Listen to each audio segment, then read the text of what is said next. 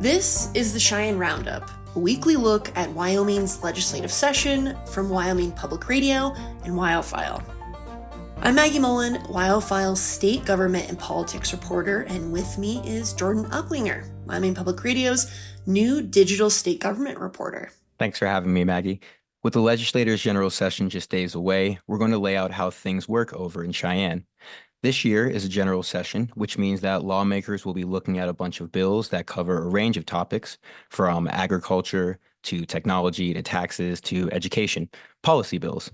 It's a 40-day long session with a flurry of activity about halfway through when bills need to go from one chamber to the other, and we'll see that flurry again in the final days of the session.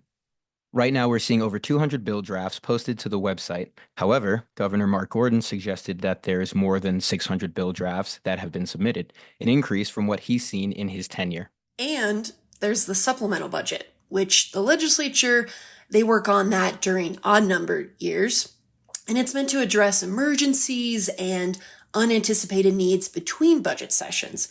And on top of all that, the Wyoming Freedom Caucus has this ambitious plan to pass what they say are 5 key bills in the first 10 days of the session. It includes legislation to restrict the voter registration process, to prohibit diversity, equity, and inclusion programming in higher education, and a property tax relief bill vetoed by Governor Mark Gordon last year. And they're calling it the 5 and Dime Plan. Right. The 5 and Dime Plan. 5 bills passed in the first 10 days. And additionally, they have something called the 2020 Vision, which is the next 15 bills they want to pass in the first 20 days.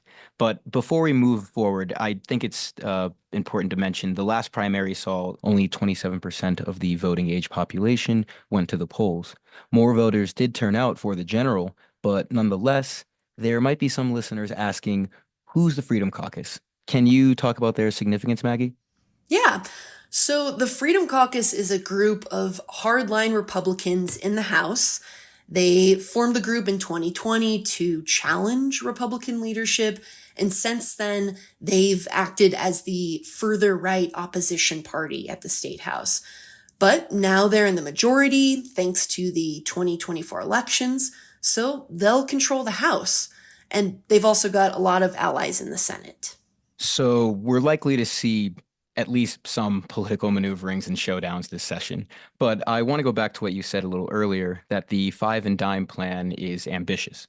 Yes, it is. And here's why that is. So the simple answer is lawmaking takes time. It just does.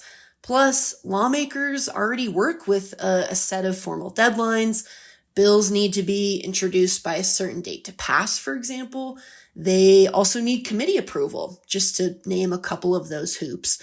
So to bring self-imposed deadlines into the mix ups the ante for lawmakers.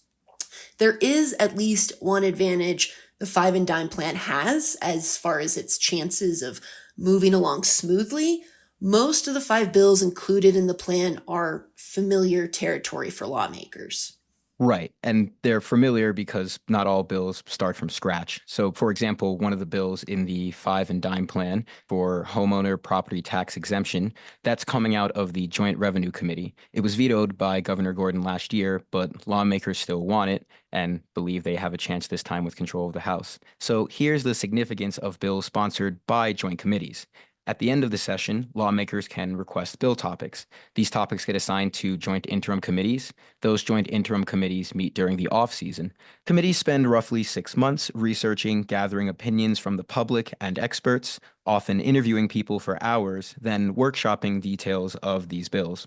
Bills from these committees kind of have a head start coming into the session because they've already been vetted. Usually, they get significant consideration at the very least. Totally. That said, there's 26 brand new lawmakers. There's 23 in the House and 3 in the Senate. And that will absolutely slow things down in the House. There's just no way around that learning curve. Plus, the Freedom Caucus, they've shown us before that they're not always willing to prioritize committee bills in the way the legislature traditionally has. We saw that in the 2024 session. In fact, committee bills failed on introduction in the 2024 session at higher rates than ever before. And introduction is just the beginning of the process that a bill must go through during session to become a law. Right. There's a lot of steps, but let's take the ESG bill, or Environmental Social Governance Investments Bill, as an example. That's a bill that they tried in 2023. That was also vetoed by the governor. Now, with House control, the Wyoming Freedom Caucus says that they have a mandate, so they're trying that again. But it's coming from a group of right-wing lawmakers, not a committee. So, what's that process? Well, simply put, you have paperwork first, debate second, and the governor's desk third. The paperwork is drafting a bill with formatting and terminology input from the Legislative Service Office and sending it to the State House. The Legislative Service Office, or LSO, is a bunch of lawyers and staff of the legislature that really keeps the wheels on this bus just moving forward. Plus, the LSO works with state agencies to put together an estimate of how much a bill will cost or how much revenue it'll bring in. And these fiscal notes, they can be really informative. Other times, there are just too many variables, and LSO is unable to come up with an estimate. Right. So back to a bill making its wayward journey towards becoming law. It's introduced in one chamber. A clerk will read the bill, and the presiding officer will refer it to committee. And just to be clear, these committees are split along chamber lines during the session. For example, members of the Joint Education Committee, they split into a Senate panel and a House panel. Now, when these committees meet to discuss and take action on a bill, that's the one opportunity for the public to weigh in during session. So that's when folks can testify, they can give lawmakers input. But as far as what action a committee can take, that really varies. So a committee can amend a bill, it can vote to kill a bill, it can table a bill, and of course, a committee can send a bill to its chamber for a full floor debate. And that's where first, second, and third reading come into play. And a lot can happen at that point too. Lawmakers, again, they can amend the bill, or leadership can prioritize that legislation. They can also bury it under a bunch of other bills. If it passes, the bill goes to the other chamber and the whole process starts over. And if the second chamber makes changes to a bill that the first chamber just doesn't like, that's when you'll see what's called a joint conference committee. So that's a panel of lawmakers who is responsible for negotiating a unified version of the bill that both the House and the Senate will agree to. And if they succeed, the bill then heads to the governor's desk. And depending on the timing of that, the governor has a few choices. He can sign it, he can veto it, or he can let it become law without his signature. And the legislator can overrule a veto if 2/3 of all lawmakers across both chambers vote for it. That back and forth could be interesting to watch this year. But for right now, Maggie, you've been at this for a while. What are you watching for this session? Well, Jordan, there's a few things I'm gonna be keeping my eye on. For one, it's always an interesting time in the People's House, and that's a good reminder for those listening that while committee meetings are the only time during session where you can formally weigh in on bills to lawmakers, the Capitol is open to the public, and folks can come down at any time and speak to lawmakers, and I always encourage them to do so. But as far as what I'll be watching, I'm very interested to see what happens with the Wyoming Freedom Caucus. They have always been the opposition party or the minority party, however you want to call it, but they've now taken control, and I think that we'll see some different kind of political maneuvering, some different kind of political branding from them. I mean, they now have to govern, so I'm very eager to see what that looks like, especially because the Wyoming State House is the first in the country to see a Freedom Caucus take over, so eager to have a front row seat to that. I also follow a lot of election-related matters, so I'm interested to see how a lot of these election-related bills do. Secretary of State Chuck Gray has had his eye on a lot of these, such as banning drop boxes and, upping the ante for the voter ID requirements. And those bills have a better shot than they have had in quite a while. So I'll be keeping my eye on that.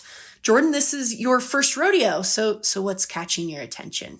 Well, since it's my first time doing all of this, everything's catching my attention. But I'm also interested in how the Freedom Caucus will govern. And I think that anyone who's optimistic or extremely concerned about this new incoming federal administration, I think they can look to Wyoming as maybe a test bed for some conservative policies that they might try to push on the federal level.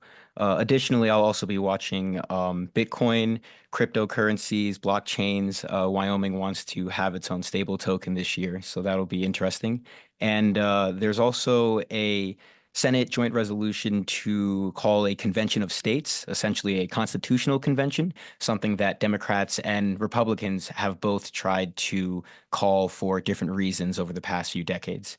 But this time around, there's a small chance that Wyoming passing this convention could add to a growing movement, and we actually see a constitutional convention to amend the Constitution.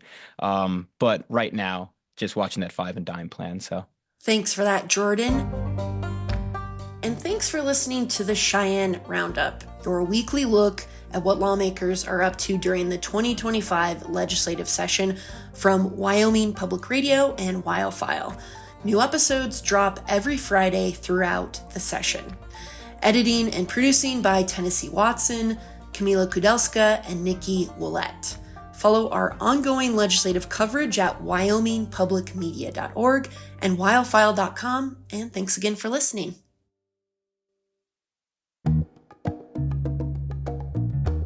Still have questions about how the legislative sausage gets made? Tell us what you want to know, or which bills you'll be watching this session at editor@wyofile.com. That's editor@wyofile.com.